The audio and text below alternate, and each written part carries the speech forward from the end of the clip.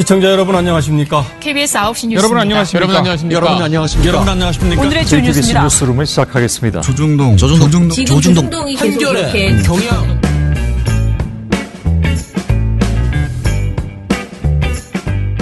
민원연 미디어 탈곡기 337화를 시작하겠습니다.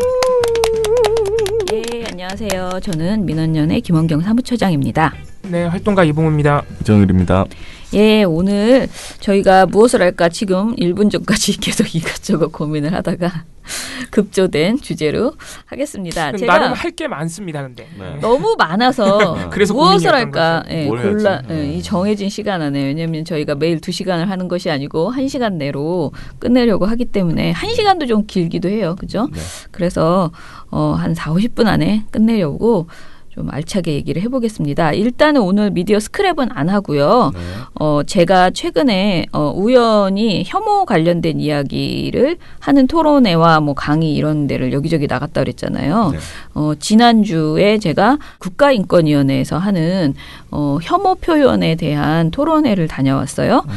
그리고 또 월요일 날 방송통신대학에서 15분짜리 강의를 테드형으로 하는 강의를 제가 했는데 이것도 혐오 표현에 대한 이야기였어요. 그래서 이거를 준비하는 과정에서 요리조리 모아보니 나름 할 말이 많이 있더라 그런 생각이 들어서요. 그리고 봉우 씨한테 제가 부탁을 해가지고 우리 모니터 보고서 중에서 혐오 관련된 내용들 좀 뽑아봐라 막 이렇게 했었거든요. 그래서 기왕 봉우 씨가 열심히 뽑아놨으니까 이 이야기들까지 같이 섞어서 이야기해보겠습니다. 그 원고가 원고는 썼지만 읽지는 않았다는. 원고대로는 절대 되지 않는다는. 강의에서. 저는 원래 원고대로 전혀 되지가 않습니다. 그게 나의 가장 큰 문제점. 외우지 못해 원고를. 그래서 원고는 써놓고 이야기는 딴 거예요. 나름 원고랑 비슷하게 가십니다. 그래요? 그렇지도 않습니다. 그러면 최초 공개군요. 네, 방송의 여왕이죠, 그러니까. 네, 뭐 즉석에서 막 하는 딴소리만 거니까. 하다가 들어와가지고. 탈곡계 최초 공개. 그렇죠. 이 원고는 그런 셈이죠. 아무튼간에 그러합니다. 네. 자, 그래서 제가 이제 그 방송 대학에서 했던 방송통신대학에서 하려고 했던 이야기의 그 구성을 이제 일단 얘기를 하면요. B사이드도 아니고 구성을 말이죠. 얘기해 볼게요. 일단은 저는 민원연이니까 네. 저는 모든 이슈를 다 알고 있는 것이 아니고 모든 이슈를 다 수박겉핥기로 알고 있다. 그렇죠. 그래서 인권 문제도 제가 인권 전문가가 아니고 법조인이 아니기 때문에 정말 혐오 표현은 어디서부터 어디까지고 이것이 왜 인권적으로 엄청난 문제가 되는지 막 조목조목 말하는 그런 수준의 내용은 우리가 하기는 약간 어렵다라는 것을 일단 접고 들어가셔라라는 것이고요. 그런데도 불구하고 제가 사람들이 혐오 표현하면 언론을 떠올리는 가장 큰 이유는요.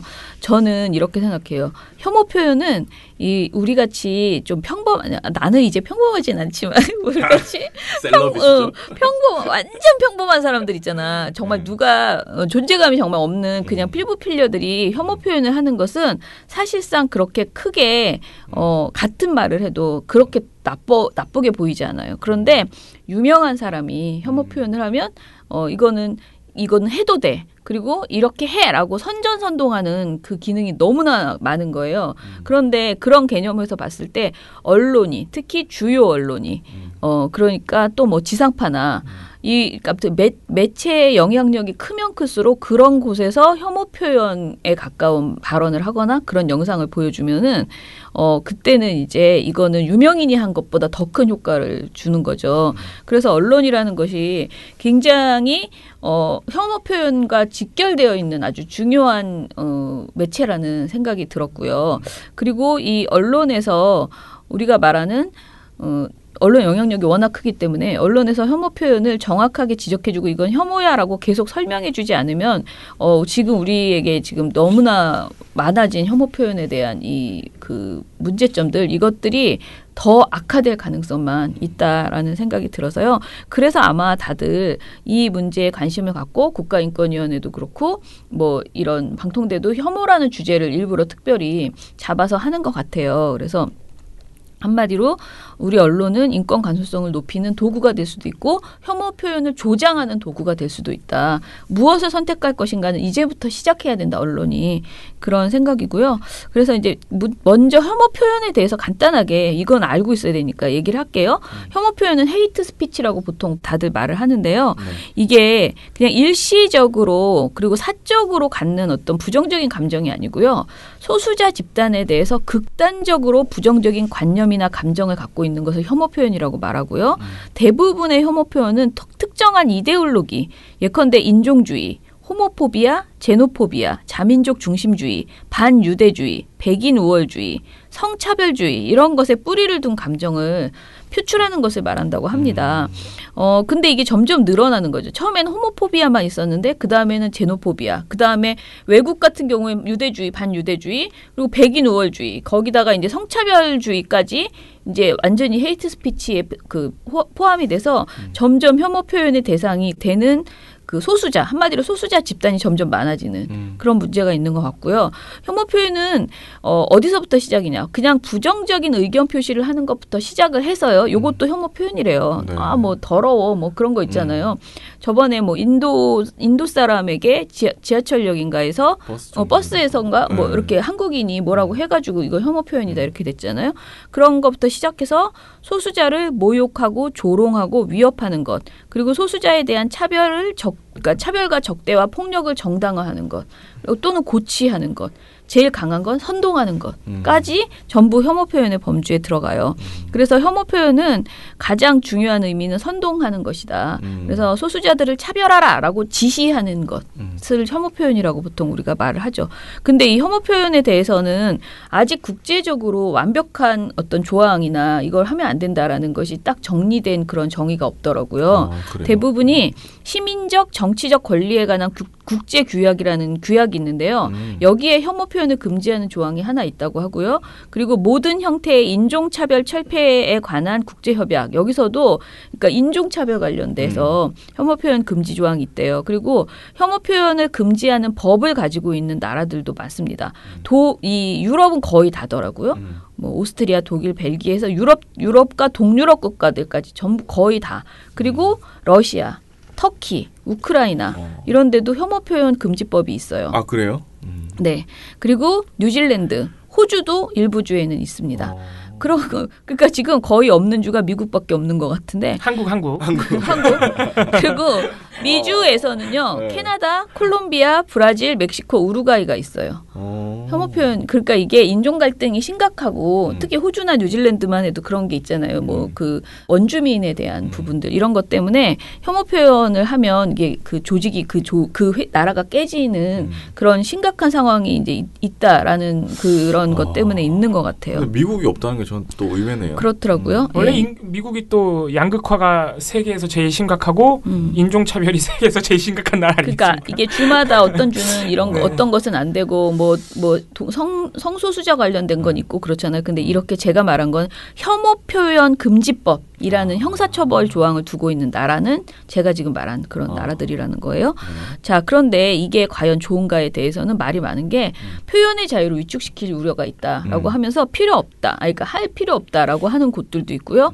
그리고 반대로 표현의 자유 때문은 아닌데 이거를 막는다고 막아지지가 않는다. 그렇죠. 실효성 논란이 제일 크죠, 사실. 실효성이 없다라고 해서 굉장히 또 말이 많대요. 그래서 이게 계속 그 사회가 그 논의를 통해서 그리고 정말 한번 처벌을 해봐서 이게 좀 줄어드나 사람들이 어떻게 변화하고 있나 이런 거를 계속 보면서 법이 발전해 나가야 되는 것 아닌가라는 그런 그러니까 그 법학자의 그런 얘기들이 있더라고요. 그런데 이제 프랑스 같은 경우에 당연히 있잖아요. 그런데 프랑스나 유럽에서는 주로 누가 처벌을 받냐면 뭐 브리지트 바르도 이렇게 유명한 사람 있잖아요. 네. 유명한 사람이 잘못하면 벌금 때리고 뭐 이렇게 처벌을 상징적으로 하는데 네. 평범한 사람들은 오히려 똑같은 행동을 똑같은 발언을 SNS 해도 유명한 사람이 한 SNS 글에는 그런 걸 징계를 한다는 거예요. 차별적으로 하는군요. 네. 그러니까 그게 영향력을 굉장히 중요하게 하고 그러니까요. 어느 자리에서 어떻게 그것을 또 했느냐. 아, 유럽에서요? 네네. 유럽에서. 프랑스. 네. 제가 말한 건 그 프랑스 사례. 네. 그렇다고 하고요. 그래서 이렇게 아무튼 혐오 표현이라는 것이 외국에서는 이제 정말 하면 안 되는 것으로 이렇게 규정돼 있는데 우리를 생각해 보면은 우리는 그런 개념이 거의 전무하다 이런 생각이 드는 거예요. 그렇죠. 그리고 아까 없다고 했던 미국. 그 미국의 대통령 생각해 보세요. 트럼프는 거의 혐오 표현으로 대통령이 됐잖아요. 그런 나라예요. 그러고 우리나라의 홍준표 대표나 이런 사람은 거의 트럼프를 롤 모델로 삼아서 계속 막말을 해나가고 있는 그런 사람들도 또 인기가 많죠 우리나라에서도. 예. 그런 경우인 거죠. 그래서 자 언론에서 우리 언론에서는 주로 어떻게 혐오 표현들을 하고 있나를 이제 살펴보기 위해서 제가 봉우 씨한테 사례들을 좀 뽑아보자 했습니다. 자 일단은 우리 저는 제일 혐오 표현을 많이 듣는 사람은 동성애자라고 생각하거든요.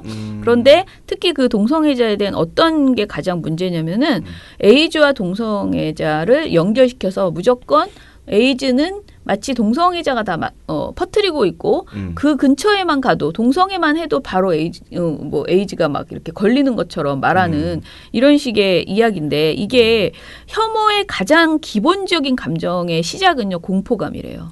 그러니까 모든 혐오는 낯설은 것에 대한 공포 이런 거래요. 그래서 그 사람을 혐오하게 만들고 싶잖아요. 네. 그러면은 저 사람들 나쁜 놈이야. 되게 무서운 놈이야. 더럽다.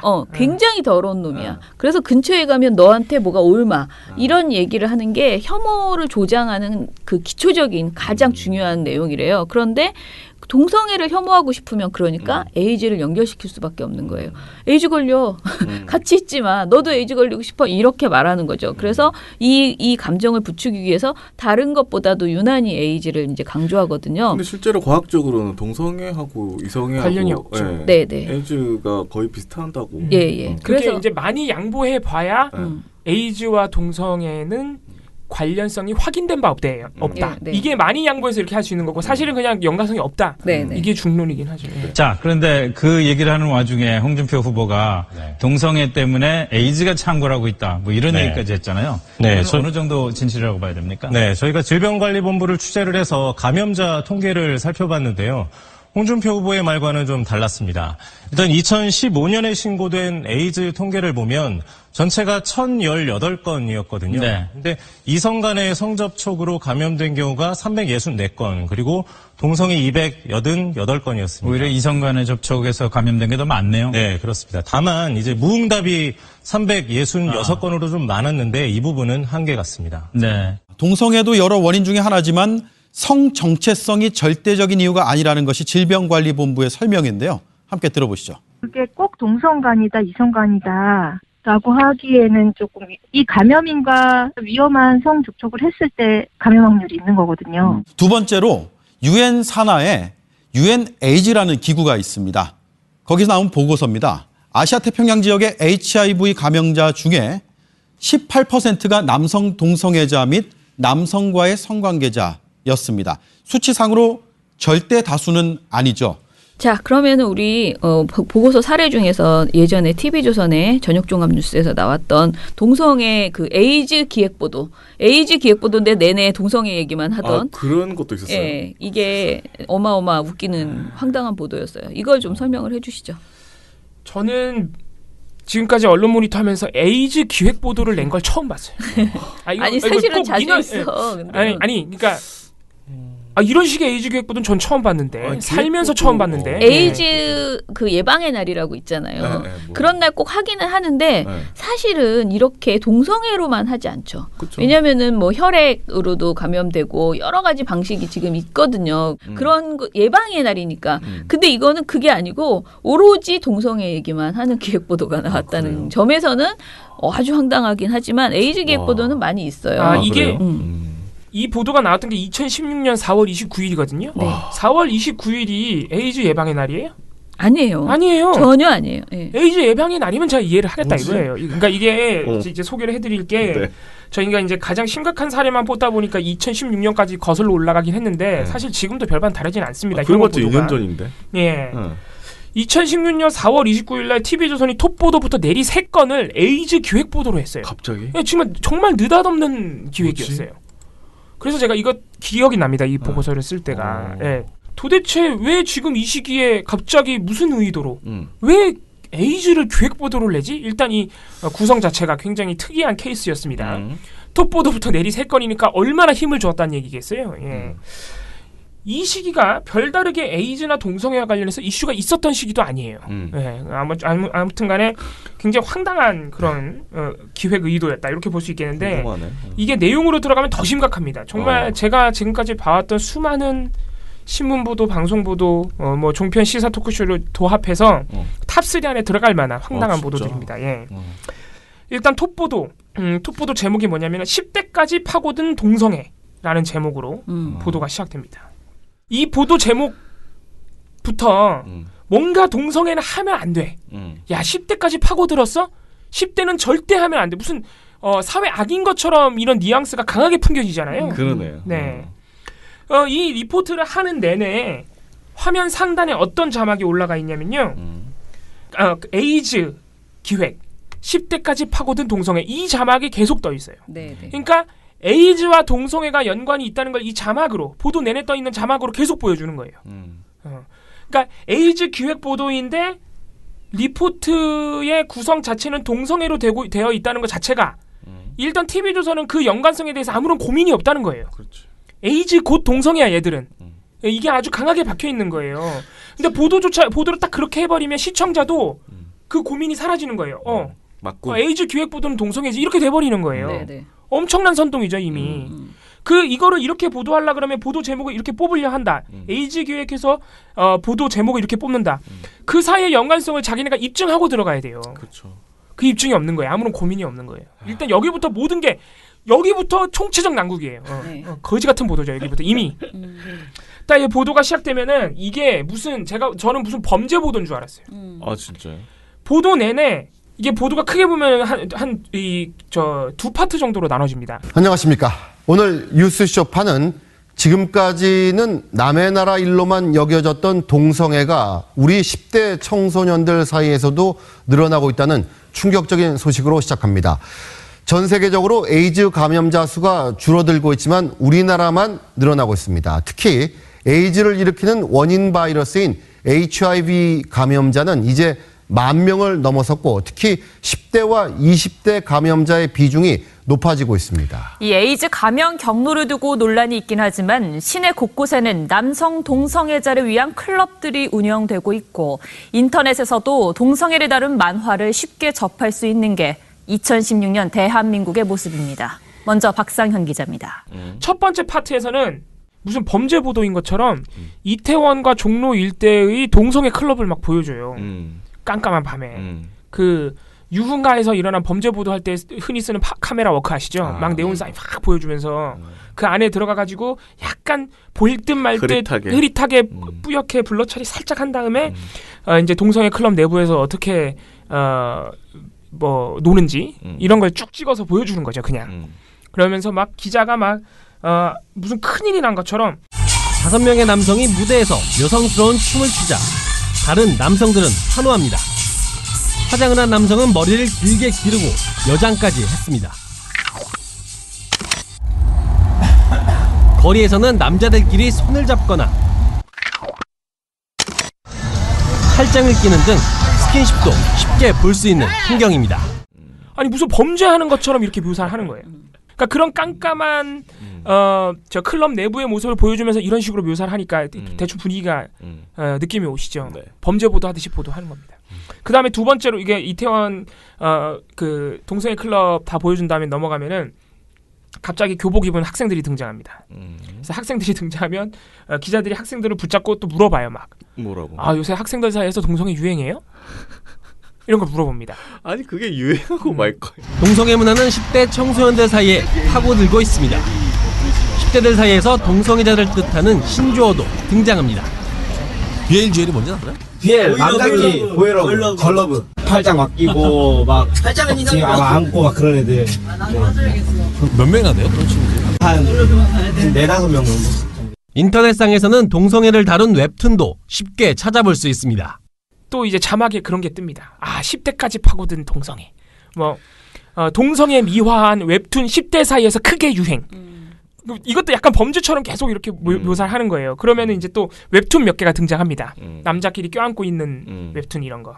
동성애 다룬 웹툰 청소년들 사이에서 유통 막 이렇게. 그러면 기자는 또 계속해서 설명을 합니다. 웹툰에서는 남성끼리의 스킨십도 거침없이 묘사됩니다. 청소년들은 동성애를 소재로 한 웹툰을 무분별하게 받아들입니다.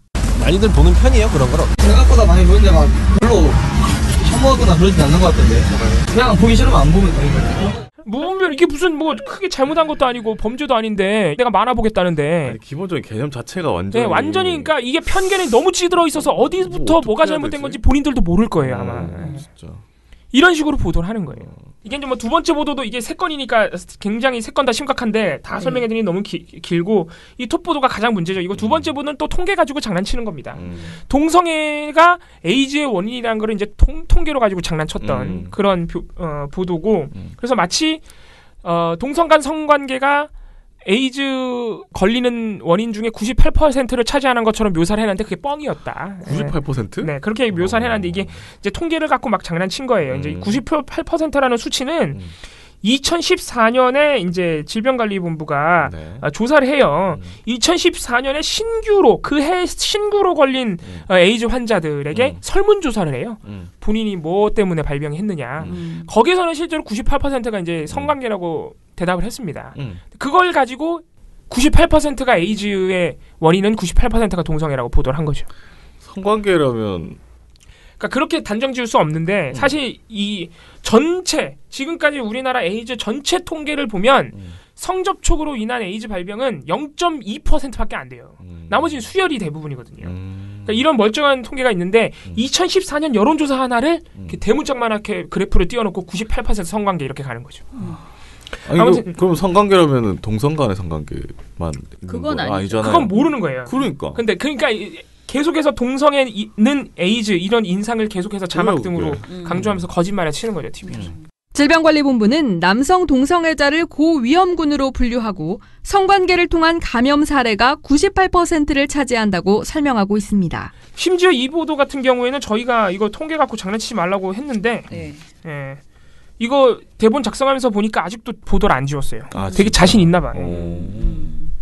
자, 그런데 이런 보도가 사실은 한두 개가 아니고요. 동성애 관련된 보도가 이제 이 TV조선은 특히 동성애 관련해서 이게 거의 신념에 가깝게 이제 혐오하는 내용들을 많이 보도를 하거든요. 그래서 사실 우리 그동안 여러 차례 관련된 내용들이 이제 저녁 종합 뉴스에서도 계속 지적이 됐어요. 그러니까 그 이후에도 이게 아까 말한 게 2016년이었잖아요. 근데 2017년 9월에도 커지는 동성애 논란이라는 제목의 저녁 종합 뉴스를 보도를 했는데 여기에서 이제 EBS가 동성애 관련된 카드 뉴스 2장짜리 만들었다. 근데 이것이 문제다라고 이야기를 하는데 그 내용이 뭐라고 하냐면 부모들은 EBS가 동성애를 미화하고 어린 학생들에게 성별은 바꿀 수 있는 것이란 인식을 심어줄 수 있다며 강한 거부감을 표했다라고 기자가 말을 하거든요. 그런데 이런 식의 보도들이 뭐라 그래야 되나 무조건 이건 하면 안 되는 것인데라고 이야기를 하면서 이제 쭉 이렇게 설명하는 내용들이에요. 그리고 실제로 그 카드뉴스 정보 보면 아무것도 문제가 없어요. 뭐라고 써 있냐면 내 몸은 남자지만 마음은 여자야라고 하는 남자 어린이의 그림이 뭐 있다거나 그다음에 이제 여자의 사진인데 내 애인은 여자야라고 말하는 그림이 있어요. 그러면서 용어가 복잡하고 다양하지 하지만 중요한 것은 모두 사회의 구성원이자 함께 살아가야 할 존재라는 거야라고 써 있어요. 그러니까 이게 LGBT를 딱 설명해 주면서 아주 간단한 만화로 이렇게 카드뉴스로 설명해 주면서 그냥 우리 함께 살아야 돼라는 내용을 한 건데 이걸 가지고 이제 TV조선이 동성애를 옹호했다라고 자꾸 우기는 거야. 그러니까 이 사람들은 차별하지 말자 이퀄 옹호, 미화라고 말을 해요. 근데 이거는 뇌가 잘못된 거지. 왜냐면은 동성애는 옹호하고 미화할 대상이 아니에요. 네네. 그러니까 계속 자꾸 우기는 거지. 그리고 이제 또 뭐가 문제냐면요. 학부모들이 실제로 그런 학부모가 있기는 해요. 그러니까 학부모 자체가 사실은 잘못된 정보로 계속 어른이 돼버린 거지. 어렸을 때부터 그냥 동성애는 나쁜 거야라고 하면서 쭉 자랐어. 아니 근데 마음을 먹으면 동성애자가 된다는 생각을 그러니까 하는 거잖아요. 그런 학부모들이 많아요. 그러니까 있어요. 실제로. 왜냐면은 텔레비전을 통해서 계속 그런 교육을 받았고 잘못된 실제로 정보가. 우리는 잘못된 정보를 너무 많이 받고 있었고요. 그리고 학교에서도 이런 인권 교육을 시킨 적이 없어요. 우리 세대는 그런 거를 교육을 받아본 적이 없거든요.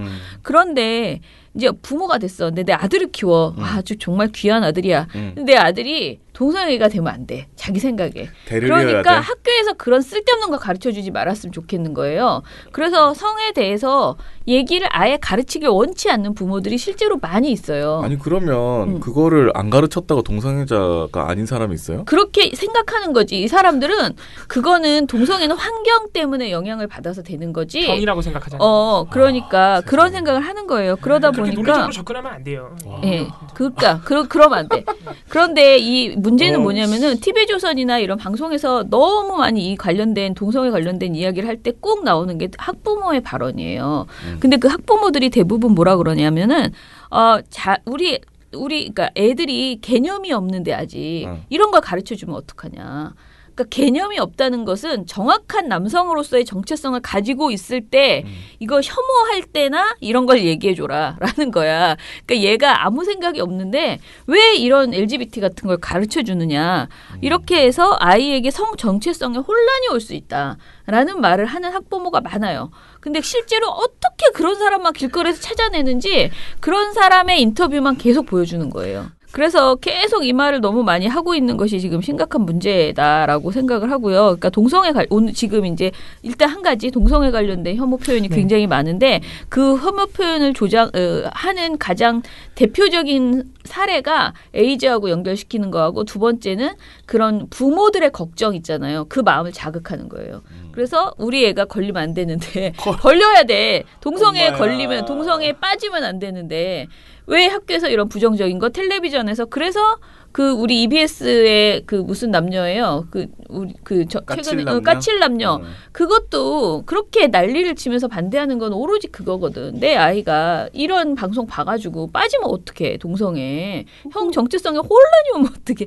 이렇게 우기는 거거든요. 근데 이건 정말 혐오 표현이다. 그런데 특히 그런 편견에 가득 차 있는 학부모들의 그런 발언을 가져다가 정당화하는 기자가 자신의 발언을 정당화하는 이런 보도들이 굉장히 그런 많더라. 거 보고 내가 동성애자가 됐다 이런 사람도 한 번도 본 적이 없는데. 당연히 말도 안 돼. 그렇게 말이 되나? 그러니까 TV조선이 이거 제가 아까 말씀드린 에이즈 보도에서도 그렇게 자기네가 에이즈의 원인은 동성애라고 보도하면서 나름대로 기계적 중립을 맞춘다고 동성애를 옹호하는 시민단체에서는 그렇지 않다고 반박한다고 얘기를 해요. 근데 이게 이 한 문장 한 문장 용어 하나하나가 얘네가 얼마나 엉망인지 알 수 있는 게 옹호라고? 동성애는 옹호하고 자시고 할 게 아니에요. 예를 들어서 내가 남자라는 사실을 누가 옹호해 줍니까?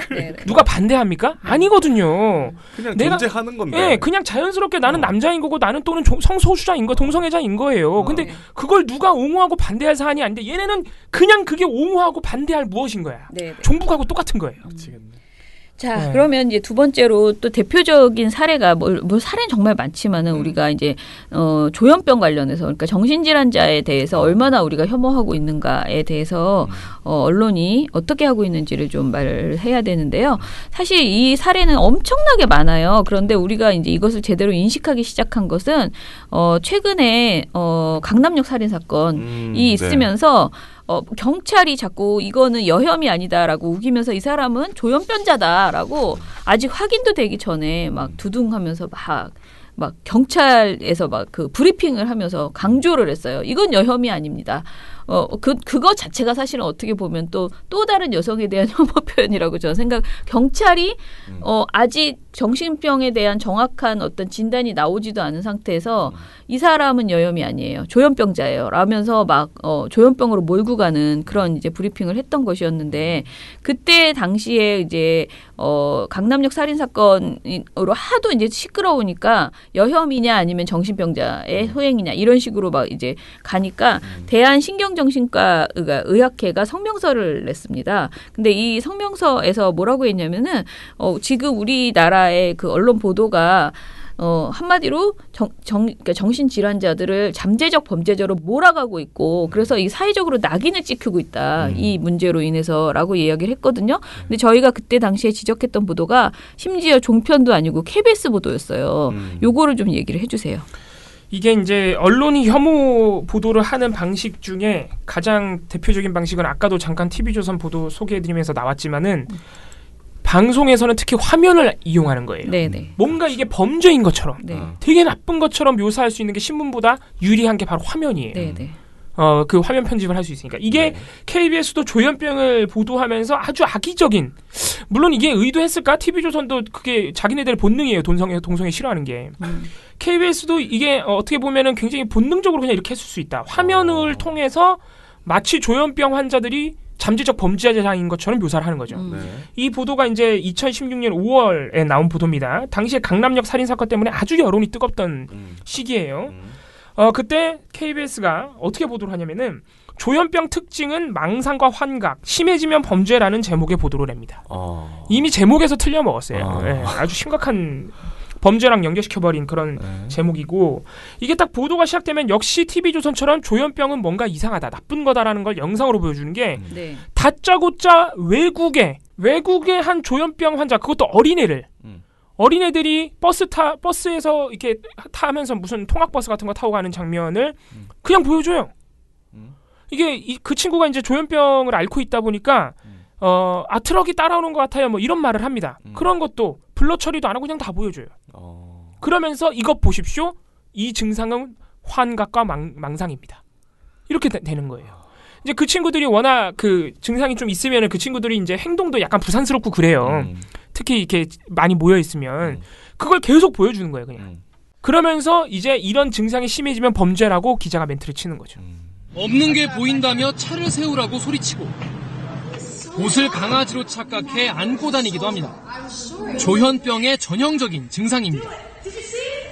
이런 망상과 환각이 더 심해지면 누군가 자신을 공격하려 한다고 인식하기도 합니다. 이렇게 해서 이제 이렇게 치료를 받지 않고 방치되면은 결국은 범죄로 이어진다. 그래서 이 보도의 결론이 뭐냐? 여성만을 대상으로 한 혐오라기보다는 모든 사람에 대한 적대감이 결국 범죄로 이어졌다고 볼 수 있다. 네. 경찰 발표하고 똑같죠. KBS가 이런 보도를 했던 겁니다. 여성만을 대상으로 한 혐오라기보다는 모든 사람에 대한 적대감이 결국 범죄로 이어졌다는 겁니다. 근데 이때 당시에 그 나왔던 성명서를 보면은요, 뭐라고 했냐면은 정신질환자에 대한 부정확한 정보에서 기인하는 편견과 낙인은 또 다른 사회적 약자에 대한 공격과 혐오가 될 수 있다라고 정신의학회에서 성명서에서 말을 했고요. 그리고 심리분석 결과가 있기는 하지만 아직 피의자의 충분한 정신감정이 이루어지지 않은 상황에서 사건의 원인을 조현병 증상으로만 단정 지을 수는 없다.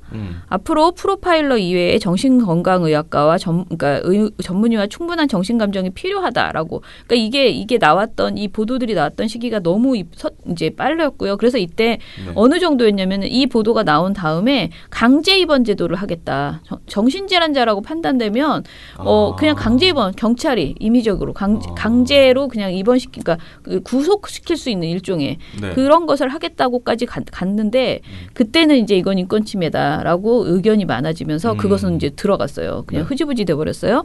그런데 이후에도 사실 저희가 뭐 옥상에서 이렇게 끈을 달아서 청소하시는 아저씨한테 어떤 사람이 가서 끈 끄는 적 있었잖아요. 그때도 우리 종편에서 봤을 때 그것도 정신질환자라고 했고요. 그 다음에 또 그 이상한 범죄 하나 있었잖아. 막 이렇게 손가락 잘라가지고 뭐 보내라고 하고 그 굉장히 잔인한 범죄 여고생이 저지른 그래서 이렇게 사주해서 했던 그때도 아스퍼거 증후군이라고 하면서 이거는 그러니까 범죄자가 근데 그거는 실제로 정신질환자가 아니고 얘가 그 굉장히 머리가 좋아서 그런 척을 한 거예요. 심지어 그거는 환자가 아니었어요. 라는 식으로도 얘기가 나왔죠. 그런데 이 모든 범죄 사건이 벌어질 때 처음에 딱 터졌을 때 거의 정신질환자라고 말을 하고 그리고 우리가 김미선 앵커가 부적절하고 말했다고 했던 그 예전에 그것도 뭐였냐면은 정상이 아니고서야 뭐 정신질환자가 아니고서야 어떻게 저런 일을 할 수가 있어 이런 말을 우리가 이제 쉽게 많이 하는데 사실은 모든 범죄를 다 정신질환자의 소행으로 몰고 가는 그런 잘못된 우리 보도 태도가 있는 거예요.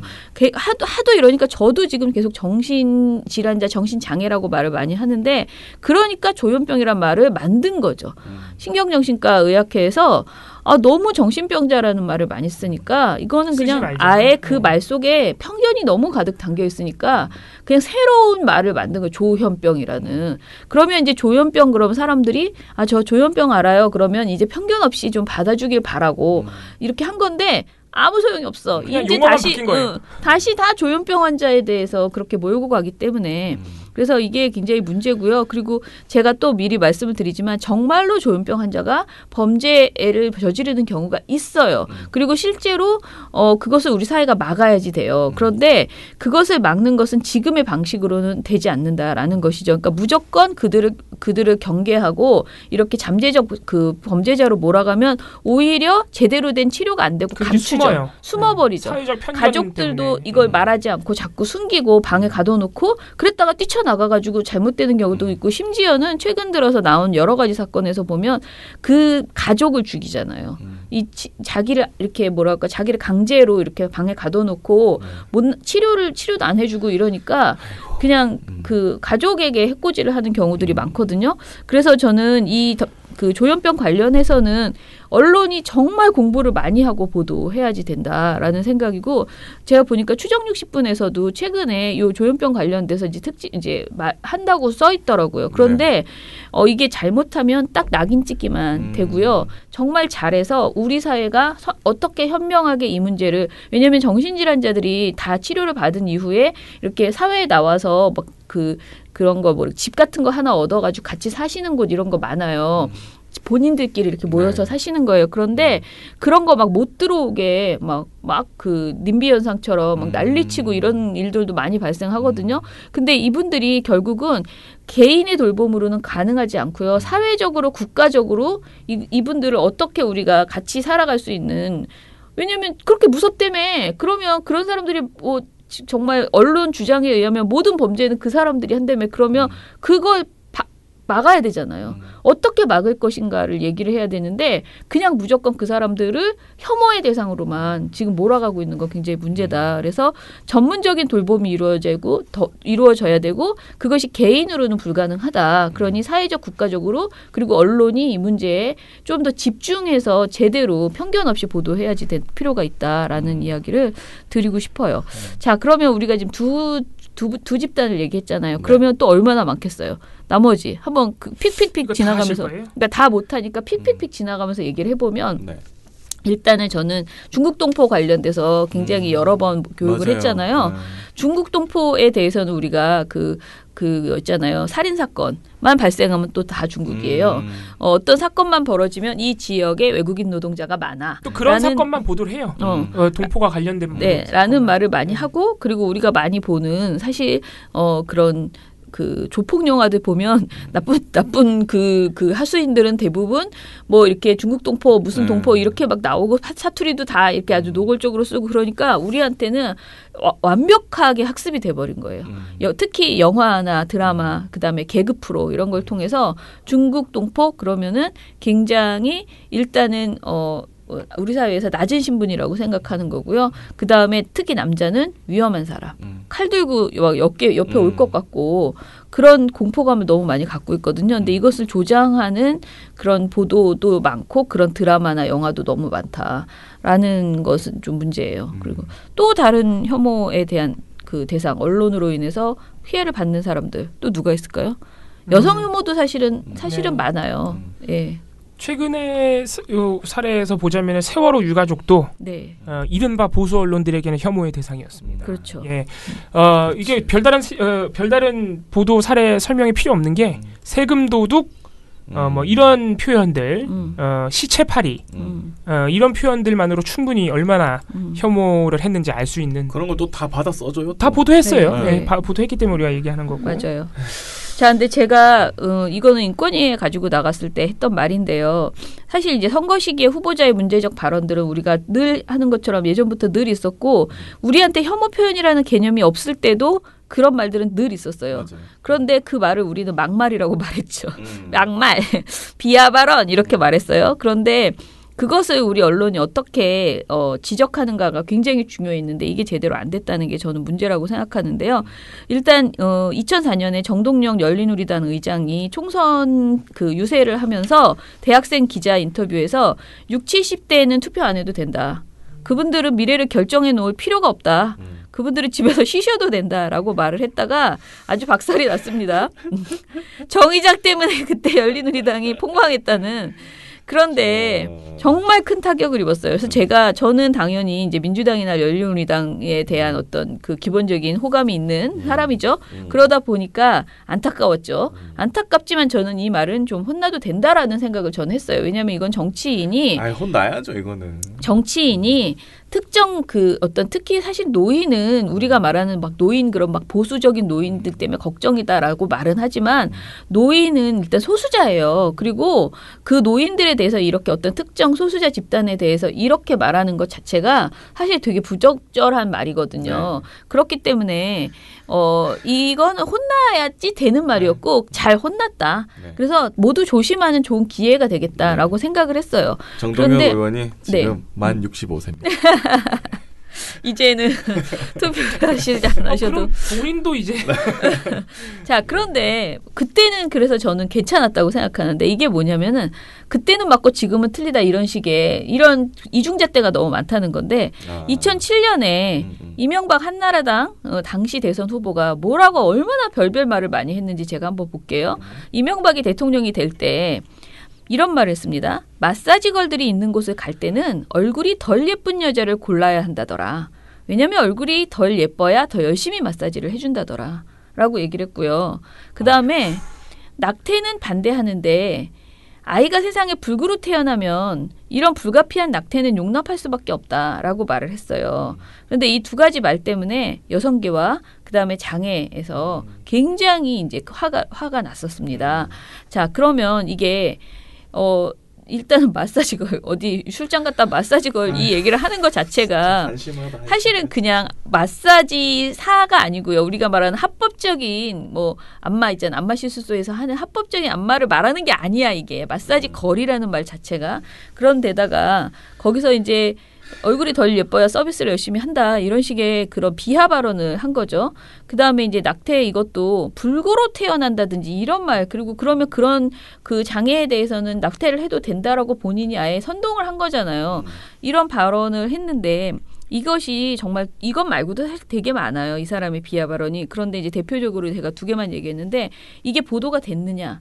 거의 보도가 안 됐어요. 그래서 많은 국민들이 이런 이명박 그 후보의 막말을 거의 몰라요.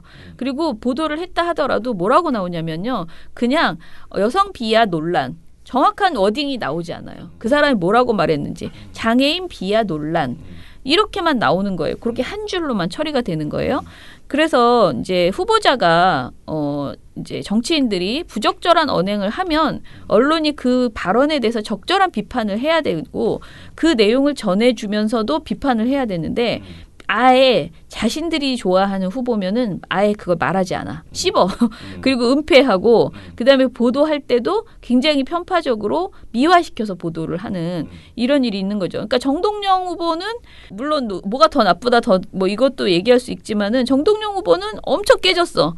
근데 이명박 후보는 일도 깨지지 않고 그야말로 그냥 쓱 지나가 버리는 단순 말실수 아니면은 진짜 오히려 여성계나 그 장애에서 장애 단체에서 왜 이렇게 난리야라는 식으로 별것도 아닌 거 가지고 논란을 키우고 있어라는 식으로 하는 식의 그런 보도들이 지금 굉장히 많았다는 거죠. 그런데 이 세월호 보도 같은 경우에 그러니까 우리가 지금 말한 김문수 세월호 얘기하니까 나온 얘기인데 김문수의 그 뭐라고요? 세월호 죽음의 구판을 뭐 어쩌고 이런 그런 발언은 사실은 어떻게 해야 돼요?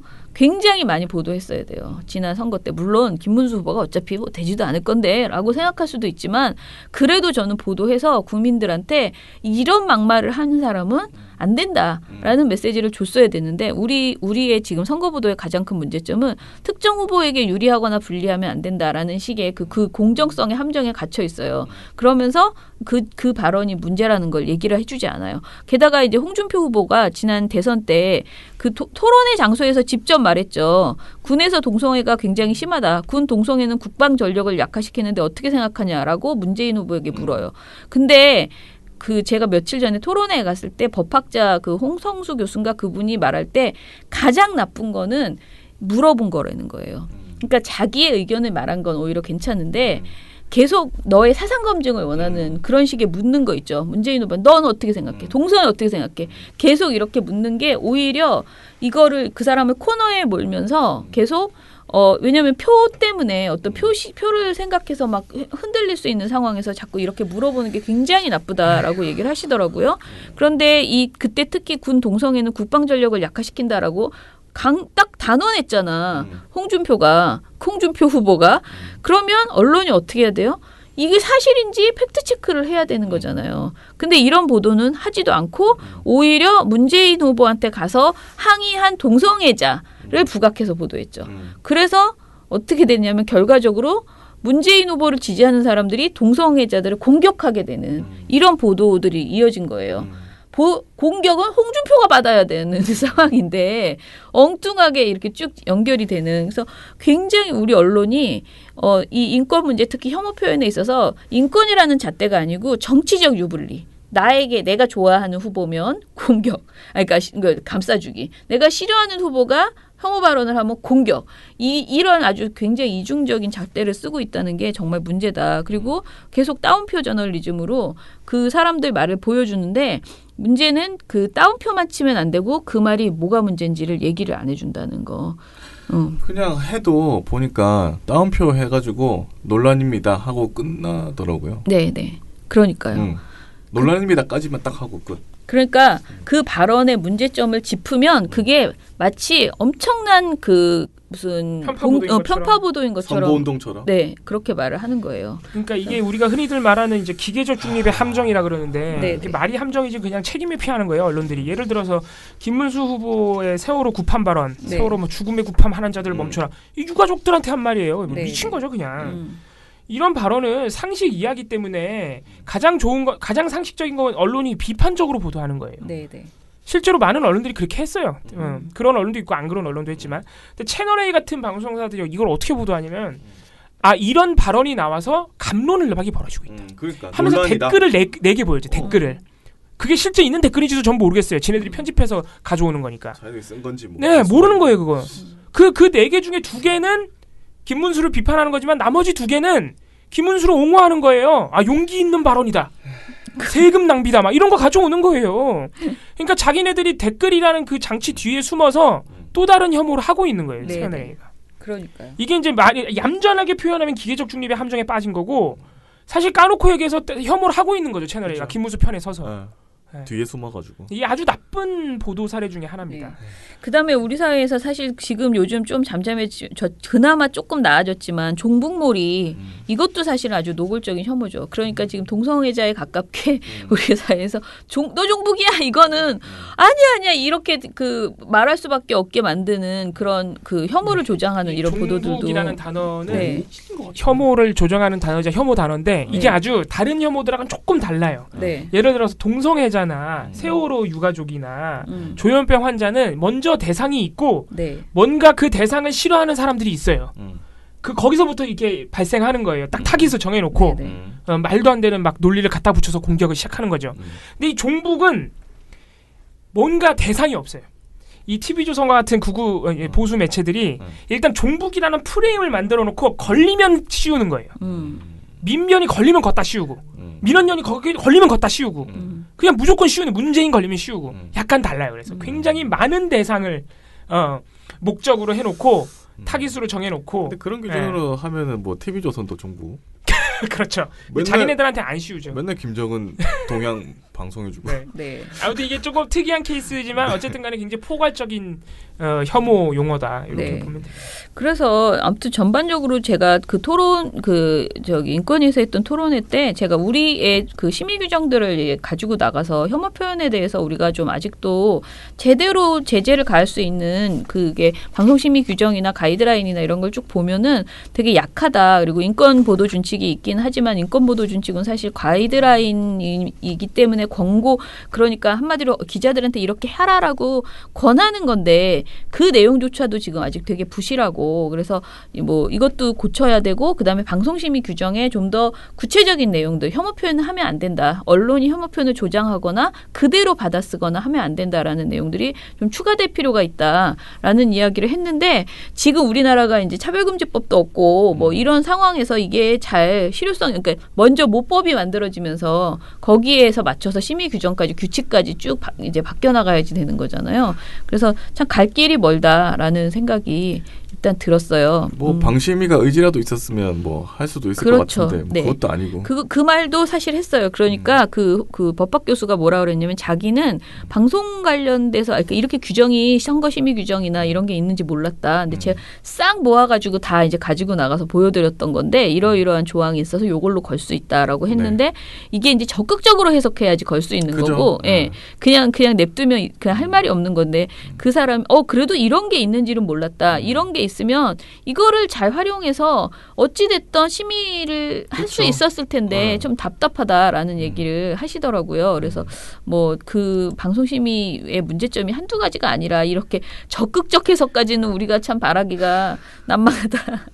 아니 그래서 규정이 바뀐들 네네. 심의위원들이 적극적으로 해석을 안 해버리면 그러니까요. 그게 문제랍니다. 네. 자, 그래서 오늘 혐오에 대한 이야기는 이 정도로 마무리를 하고요. 바람이 불어오는 곳 민한년 회원캠프 그곳으로 가네 9월 8일 9일 그대의 머릿결 같은 회원 여러분 나무 아래로 지금 신청하세요.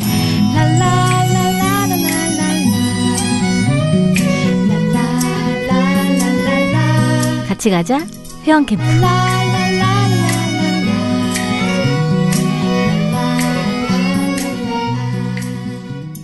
네, 댓글 보겠습니다. 메멘토 모리님께서 아이들의 동의도 얻고 신랑 소환 찬스도 썼는데 정작 제 일정이 변경되어 신입회원의 날 행사에 참가하지 못하게 되었다고. 이러면 안 되는데. 저희가 9월 7일, 8일 또 회원 캠프도 있고 앞으로 저 회원 대상으로 하는 무료 강의도 있고 여러 가지 행사가 준비되어 있습니다. 그래서 아쉽지만 다음 행사에 꼭 특히 캠프부터 바로 참여를 좀 부탁드릴게요. 태풍 올라온다는데 행사가 무사히 잘 진행되었으면 좋겠습니다. 이렇게 하셨는데 그렇죠. 내일 오전부터 23일, 24일 계속 비가 옵니다. 오후까지. 갑자기 태풍이 오냐? 네, 하루 종일 서울에 비가 올 예정입니다. 제가 아래 거부터 하나 읽어드리면 티에노님께서 오늘은 시작부터 기운이 없으셨는데 월요일도 그러셨다는 말씀을 듣고 이것은 달관인가 아니면 러닝스 하이 이게 뭐야? 러너스 하이가 뭐야? 러너스 하이가 그러니까 너무 뛰어가지고 이렇게 행복해지는 거 그거 약간 마약처럼. 나 그거 잘 알아. 각성제처럼. 왜 웃어? 나 옛날에 스케이트 탈 때 이거 많이 했거든. 이거 한 3시간 막 스케이트 타잖아요. 그럼 약간 이렇게 붕 뜨면서 맞아요. 뭐가 나와 몸에서. 그래가지고 마약 먹으면 그럴 거야. 그런 지금 상태는 그거 아닙니다. 죄송하지만. 국회에서 진행된 토론은 의원들 안 올 거면 왜 국회에서 했을까요? 문방위 소속 의원들이 아니더라도 좀 많이 화나는데요. 원래 국회 토론이 이렇습니다. 저는 화 안 납니다. 달관이지요. 올해는 가뜩이나 일을 특별히 안 하는 국회였는데 특별활동비 편법으로 남기는 정성과 잔머리에 10분의 1이라도 써서 공론화라도 해줘야지요. 안희정 성폭행 사건을 바라보는 종편은 이게 무슨 인권이냐 정치적 포지션이냐 미투 운동이냐 레디컬 페미니즘이나 그런 거 다 아니고 그냥 흥미거리 가십거리 그 이상도 이하도 아닌 것 같아요.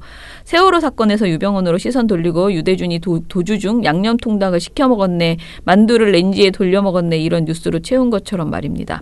신동아는 월간조선과 달리 예전에 더 좋아했었는데 안 본 지 굉장히 오래되었는데요. 군대 있을 때도 집에 부탁해서 읽었던 기억이 이거 신동아가 은근히 굉장히 좋은 보도들이 많았어요.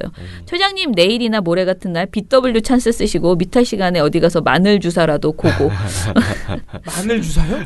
그러니까 이거 저기 대통령이 맞는 그런 주사 아닌가요? 최순실이 저기 하는 거 그러니까 서울 공돌이님이 어제 방송 들으시고 평소에 방송 잘 듣고 있는데 뭔가 좀 잘못됐다는 느낌 들 때만 댓글 다는 것 같아 죄송하다고 하시는데 괜찮습니다.